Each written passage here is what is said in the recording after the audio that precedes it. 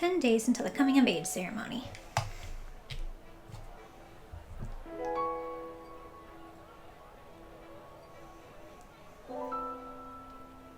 Another morning, another decision. Do I take the faster way through the village square and risk the crowd, or do I take the longer way around and risk being late?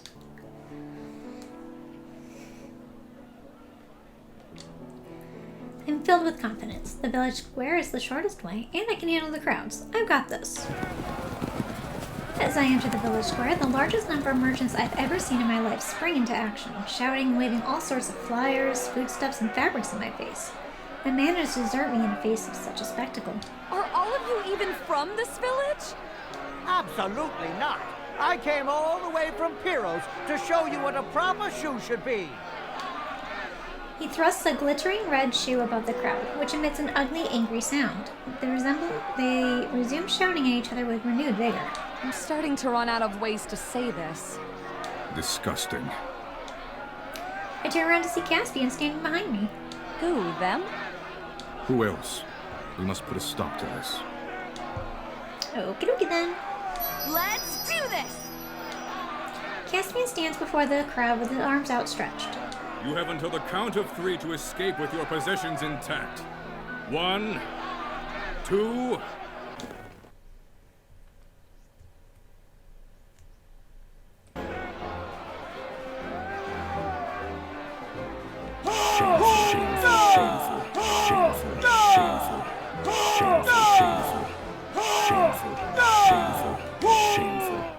I wish all the mini games could be that easy.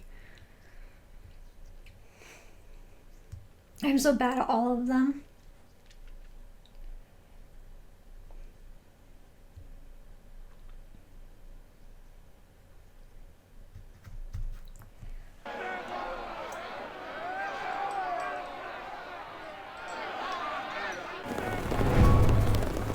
The crowd scatters in every direction. Merchants are tripping over themselves to get out of Caspian's way. They must know he really means business. Wow, that certainly did the trick. Of course it did. There is only one way to deal with these kinds of threats. Stone cold. We make it to class on time.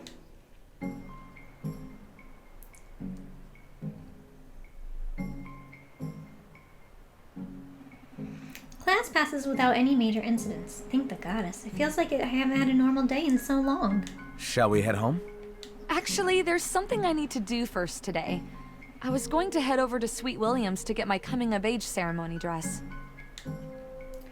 I'll invite you to come along this one time, just to see what the other option is. And I could really use your opinion. Sure, if you think it'll help. I've never been much good with that stuff, though. You'll be beautiful no matter what you wear. Aw, you. You're so sweet. You're giving me a toothache. I pinch his cheek. Luke smiles, though he looks a bit pained. I must have been pinching too hard.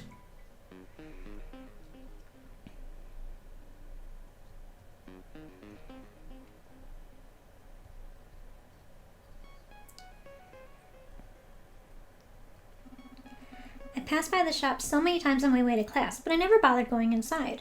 I haven't had many fancy occasions until now. His sketches caught my eye earlier. Might as well support a local tailor, right? The interior of this shop is one of the gaudiest things I've ever seen in my life.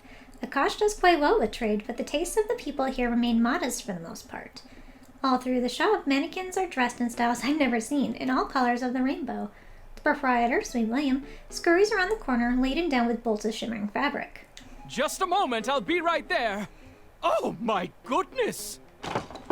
He starts violently upon seeing me. Bolts of fabric go flying in every direction. Oh no, let me help you with that. He shakes his head emphatically and steps over the giant mess of textiles in front of him. Absolutely not! You are my guest! Please, please, have a seat. He shoves a mannequin aside and produces a massive fluffy cushion. He pats it invitingly. Thank you. I sink down into the cushion. It's like sitting on a cupcake. I never want to stand up again. By the time Sweet William has turned back to the mess of my arrival has made, Lux has already gathered the fabric up in his arms. Where do you want these? Bless you, boy, that wasn't your mess to pick up. Just set them behind the counter over there. Now then, what brings you in, my dear? Did you get my sketches? I did, actually. Your designs really stood out from the rest of the advertisements I got.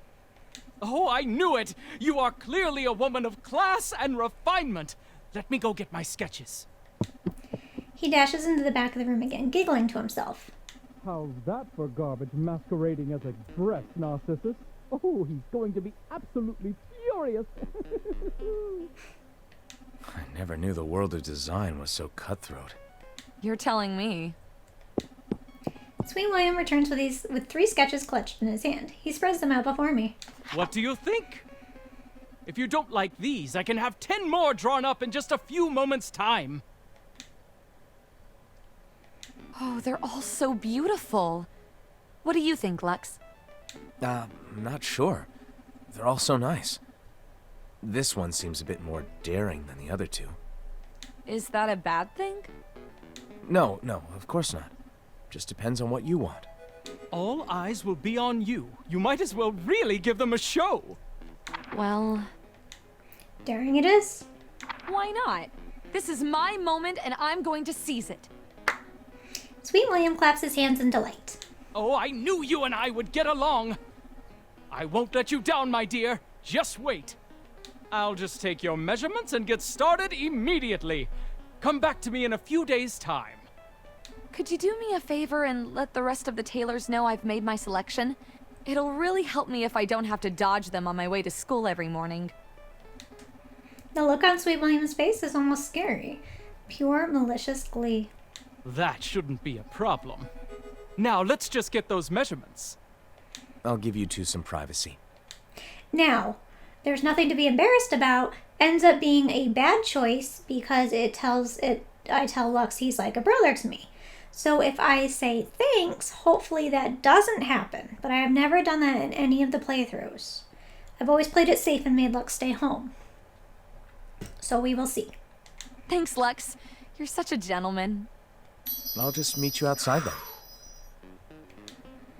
I stand up and hold my arms out. Now hold still.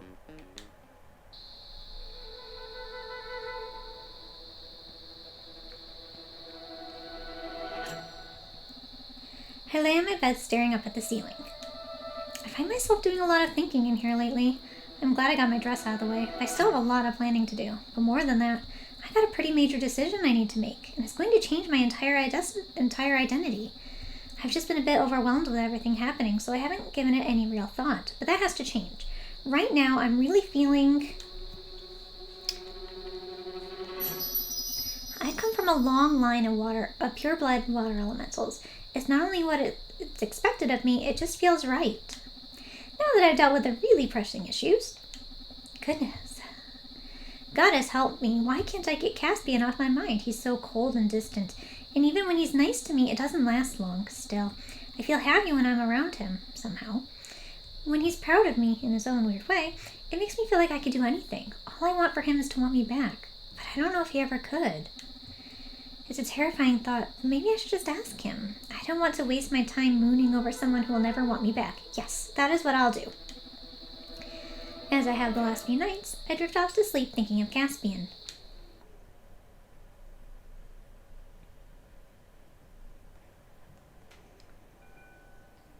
"9 days until the coming of age ceremony.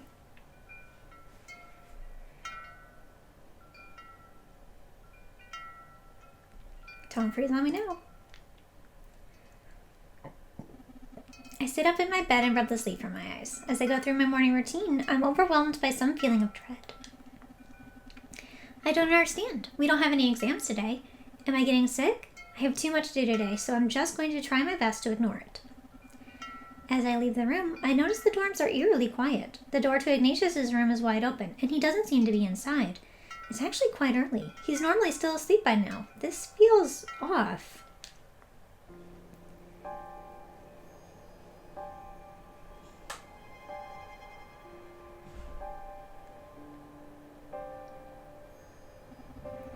Once I make my way through the village square, I know something is wrong.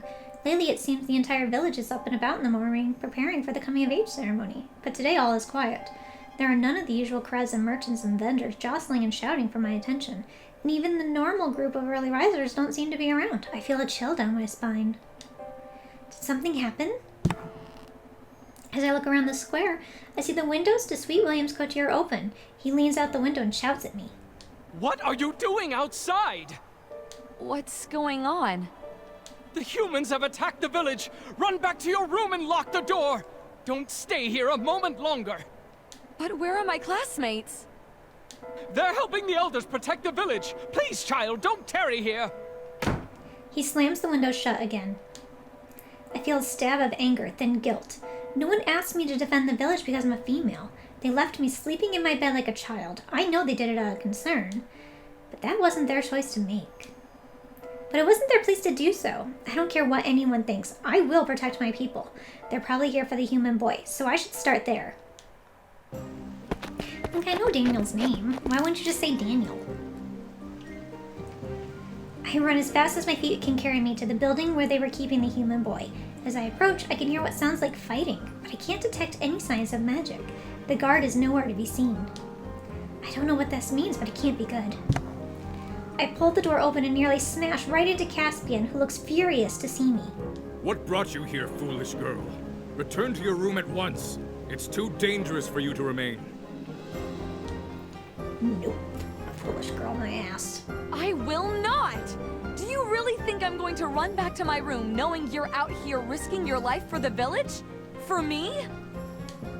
Caspian glares at me. You are a danger to yourself and others here. Do not argue with me now. He barely gets the words out before the fighting spills into the hallway. Out! I back up and run outside, pressing myself against the side of the building.